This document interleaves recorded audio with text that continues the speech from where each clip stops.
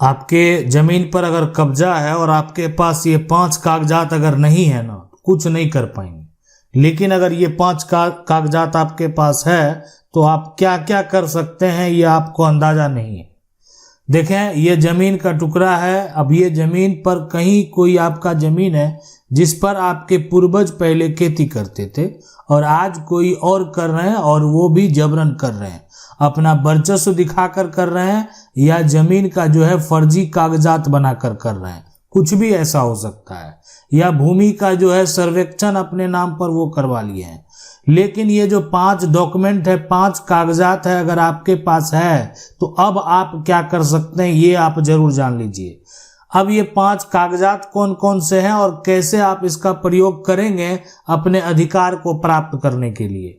तो सबसे पहली बात यह है कि देखें, कोई भी व्यक्ति है जमीन पर, जो व्यक्ति आपकी जमीन पर कब्जे में है, एक बार जाकर उससे ये जरूर पूछना आपको कि आखिरकार ये चुका जमीन जो है ये तो हमारी जमीन है, आप इस जमीन पर कैसे कब्जे में हैं।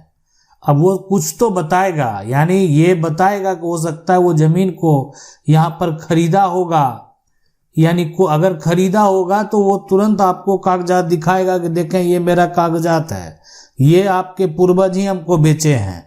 तो आप उस कागजात का अभी के समय में तुरंत जो है फोटो लेंगे और जाकर नकल निकाल कर देखेंगे। अगर जो है यानी जिला निबंधन कार्यालय में उसका नकल निकल गया तो इसका मतलब कहीं ना कहीं वो कागजात जो है आपके पूर्वज के द्वारा लिखा गया है। अब उस पर सिग्नेचर भी देखना है कि जो लिखने वाला व्यक्ति है वो कौन है, हमारे पूर्वज हैं या नहीं है, उनके सिग्नेचर हैं या नहीं है। तो एक बार जाकर जब नकल निकालेंगे तो पूरा आपको ये पता चलेगा। लेकिन अब पूर्वज तो जीवित नहीं है, तो किनसे पूछेंगे। घर का लोग को, बहुत लोगों को जानकारी नहीं है, जो बता रहे हैं वो कह रहे हैं कि जमीन तो नहीं बेचा गया, ये जबरन जो है जमीन पर इसके जो दादा परदादा थे वो जबरन कागजात बनाकर, जाली कागजात बनाकर कब्जा कर लिए। तो विवाद जो है बहुत तरह का हो सकता है, यानी जमीन जो कब्जा करने वाला जो व्यक्ति है वो हो सकता है कोई साक्ष्य तैयार करके रखा हो, या हो सकता है कि उसके पास कोई डॉक्यूमेंट नहीं, कोई कागजात नहीं, कुछ है ही नहीं उसके पास, सिर्फ जबरन जो है ना आपकी जमीन का वो उपयोग कर रहा है, लेकिन जमीन छोड़ने को वो तैयार नहीं है। तो देखें, सबसे पहला काम यानी सबसे पहला डॉक्यूमेंट कागजात वो है जमीन की रजिस्ट्री, जिसको बोलते हैं सेल डीड, और ये ट्रांसफर डीड होता है। इससे यानी ये ऐसा कागजात है ना, आप अपनी जमीन को अगर किसी दूसरे को ट्रांसफर करना चाहते हैं तो सेल डीड पे सारा कुछ जाकर लिख देंगे और निबंधन कार्यालय में जो है उसको एक रजिस्टर करवा देंगे, जमीन आपके हाथ से चली गई। उसके एवज में आपको पैसा मिलता है, और जो रजिस्ट्रार है वो जब वेरीफाई करते हैं तो वो पूछते भी हैं क्या आप पैसा प्राप्त कर लिए हैं ना। इसलिए आज के बाद जो है आपका कोई दावा नहीं चलने वाला है, इसलिए उसी समय पूछ लिया जाता है कि पैसा मिला या नहीं मिला। तो जमीन का सबसे मजबूत जो है डॉक्यूमेंट, रजिस्टर्ड डॉक्यूमेंट माना जाता है वो है जमीन की रजिस्ट्री, यानी ये है विक्री विलेख जो है, सेल डीड जो है, ये सबसे मजबूत डॉक्यूमेंट माना जाता है, यानी सबसे स्ट्रॉन्ग डॉक्यूमेंट है ये, यानी मालिकाना हक प्राप्त करने के लिए। दूसरा जो कागजात है, जो डॉक्यूमेंट है, वो है खाता खसरा खतियान, यानी राइट ऑफ रिकॉर्ड, यानी अगर खतियानी प्रॉपर्टी है तो ये दूसरा सबसे पावरफुल डॉक्यूमेंट है। अब आप कहेंगे रजिस्ट्री से पावरफुल खतियान है, बहुत लोग ऐसा बोलेंगे। खतियान देखें, रजिस्ट्री इसलिए पावरफुल है ताकि रजिस्ट्री जो होता है ना वो जैसे उसमें मालिकाना हक तय हो गया, और खतियान में जो है जैसे ही जन्म लिया मालिकाना हक बढ़ गया। यानी अगर दादा के नाम से खतियान है तो दादा के जितने वंशज हैं सभी लोग हकदार हैं, पिता भी हकदार हैं, चाचा भी हकदार हैं, और आज अगर कोई बच्चे का जन्म हो गया तो उसको जन्म से अधिकार है, तो नया मालिक तुरंत तैयार हो जाता है बिना कुछ किए। यानी घर परिवार में अगर किसी का जन्म हो गया तो हमारा कानून ये कहता है, हिंदू उत्तराधिकार अधिनियम ये कहता है कि उस बच्चे को जन्म से अधिकार दे देते हैं। तो इसीलिए यानी जो ये राइट, एक रिकॉर्ड ऑफ राइट है, यानी जमीन का जो खतियान है ना, ये सेकेंड हो गया ऐसा डॉक्यूमेंट, मजबूत डॉक्यूमेंट, यानी मालिकाना हक प्राप्त करने के लिए। सबसे महत्वपूर्ण जो मजबूत डॉक्यूमेंट है वो जमीन की रजिस्ट्री ही है। अब एक ऐसा कागजात जिससे ये होता है कि आखिरकार जो मालिक है वो सरकार को राजस्व दे रहा है कि नहीं दे रहा है, कागजात उसका सही है कि नहीं है, ये तय करता है जमीन का जमाबंदी जो है, यानी और लगान रसीद, यानी रेंट हो गया, रेवेन्यू आप जो सरकार को देते हैं तो कौन देगा, जमीन मालिक देगा। जो जमीन का मालिक है वही जमीन का लगान देगा। अब जमीन का मालिक जो है वही अगर लगान देगा, वही अगर एक तरह से सरकार को टैक्स देगा, तो आप इस बात को समझ लें कि जिसके नाम से जमीन का जमाबंदी कायम है वही सरकार को टैक्स भरेगा, उसी के नाम से लगान रसीद जो है वो कटेगा।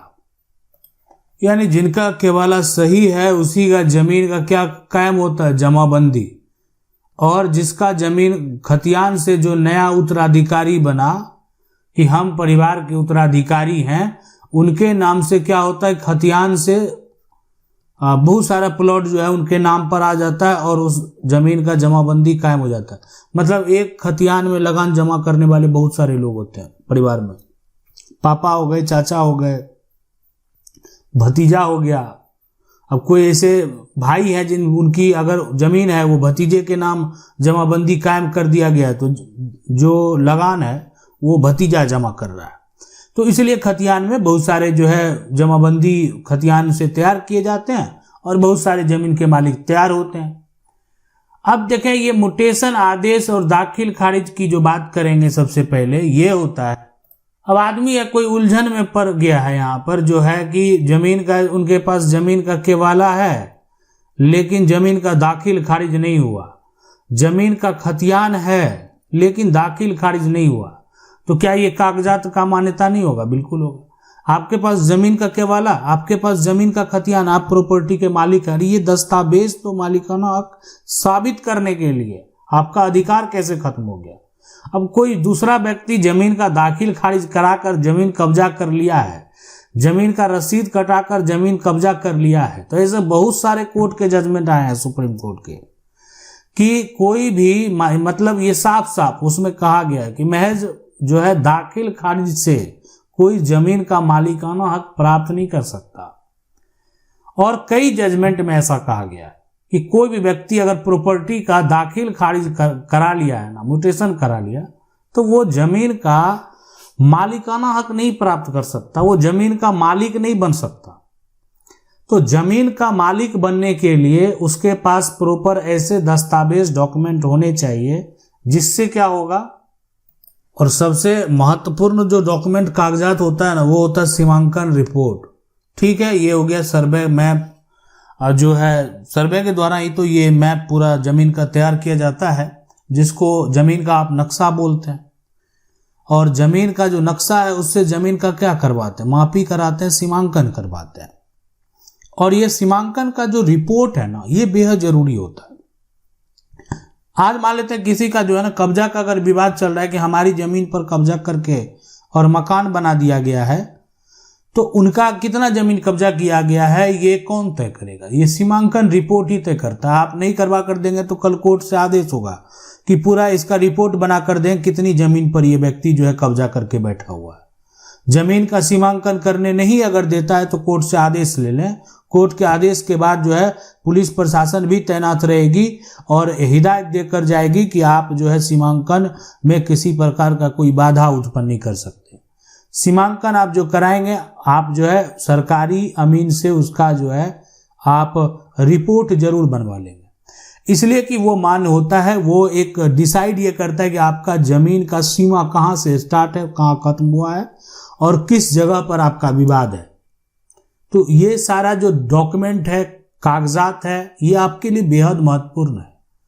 कानूनी तौर पर इन कागजातों को मान्यता मिला हुआ, यानी आप जो है कोर्ट में अगर लेकर जाएंगे इन कागजात को तो उसका वैल्यू है और इसी के आधार पर आप अपना मालिकाना हक भी साबित कर पाएंगे। और अगर ये कागजात, ये डॉक्यूमेंट जो है आपके पास नहीं रहेगा, कुछ भी नहीं रहेगा, आप सिर्फ जाकर ये नहीं कह सकते कोर्ट में कि आप जमीन का यहाँ पर मालिक हैं।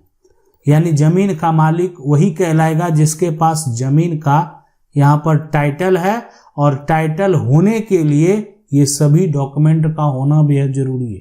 आज बहुत सारे लोगों का विवाद है और बहुत सारे लोगों के द्वारा जमीन कब्जा जो है वापस प्राप्त कर लिया गया। बहुत सारे लोग तो ऐसे हैं जहां पर मकान जो पूरा घर बनाया है ना, उसको ध्वस्त कर दिया गया, उसको तोड़ कर गिरा दिया गया, और वो भी कोर्ट के फैसले के बाद। अगर आपका हक है, आपका अधिकार है, तो आपका संपत्ति कोई हड़प नहीं सकता। यानी अगर आपके पास प्रॉपर्टी का टाइटल है तो कोई भी व्यक्ति कैसा भी कितना भी बड़ा क्यों ना हो, आपको आपकी प्रॉपर्टी वापस मिलना तय है। और इस प्रकार का बहुत सारा जजमेंट भी हम बताते हैं, फैसला भी बताते हैं, और वो भी केस नंबर के साथ। और ये पूरा जजमेंट को समझने के लिए आपको हमारे प्लेलिस्ट में जाना होगा, जो है कि सुप्रीम कोर्ट का फैसला। वहां पर पूरा जजमेंट केस नंबर के साथ पूरी कहानी जान सकते हैं।